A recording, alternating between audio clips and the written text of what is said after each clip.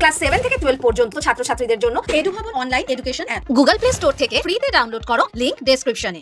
পাকিস্তানের বিরুদ্ধে সন্ত্রাসবাদে মদতের অভিযোগ দীর্ঘদিনের। ভারত বারবার দাবি করে এসেছে সন্ত্রাসবাদীদের আশ্রয় দেয় পাকিস্তান, তারাই ভারতে নানাভাবে হামলা চালায়। পাকিস্তানে বসেই সেই সংক্রান্ত পরিকল্পনা করা হয়। ভারতের অভিযোগ, আন্তর্জাতিক বিভিন্ন সংস্থা থেকে পাকিস্তান যে আর্থিক সাহায্য পেয়ে থাকে সেগুলোর অপব্যবহার করা হয়।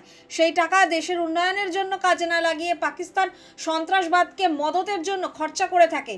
ভারত এই দীর্ঘদিনের দাবিকেই এবার আন্তর্জাতিক মঞ্চে আরো জোরদার করতে চাইছে।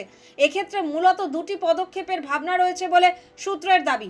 প্রথমত, আন্তর্জাতিক অর্থভাণ্ডারে পাকিস্তান নিয়ে উদ্বেগ প্রকাশ করতে চলেছে ভারত। IMF থেকে পাকিস্তান $700 কোটি অর্থ সাহায্য পাচ্ছে।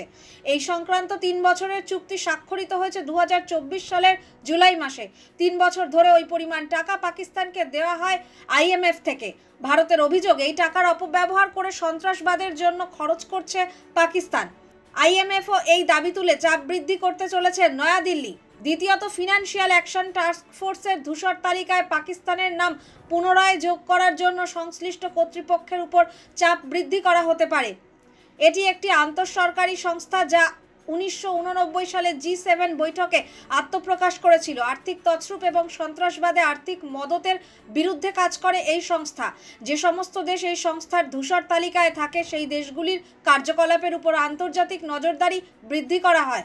সন্ত্রাসবাদের বিরুদ্ধে ATF এর সঙ্গে হাত মিলিয়ে কাজ করতে হয় এই দেশগুলিকে। পাকিস্তান ATF ভুক্ত তালিকায় দীর্ঘদিন ছিল।